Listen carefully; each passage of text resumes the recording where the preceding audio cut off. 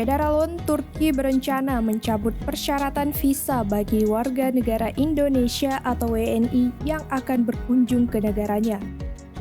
Kebijakan pembebasan visa bagi WNI tertuang dalam keputusan Presiden Turki nomor 4930 yang diterbitkan pada 22 Desember 2021 lalu dalam Berita Negara Republik Turki.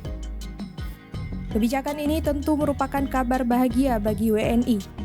Dengan adanya keputusan tersebut, maka pemegang paspor biasa Indonesia bisa dibebaskan dari persyaratan visa perjalanan mereka ke Turki untuk tujuan wisata dan transit dengan masa tinggal sampai dengan 30 hari. Sebelumnya, WNI yang ingin melakukan perjalanan dan wisata ke Turki masih harus mengurus e-visa dengan membayar sejumlah tarif tertentu. Kendati demikian, terkait kapan kebijakan ini mulai diterapkan masih belum diketahui. Pasalnya, kebijakan ini masih dalam pembahasan lebih lanjut oleh pemerintah Turki.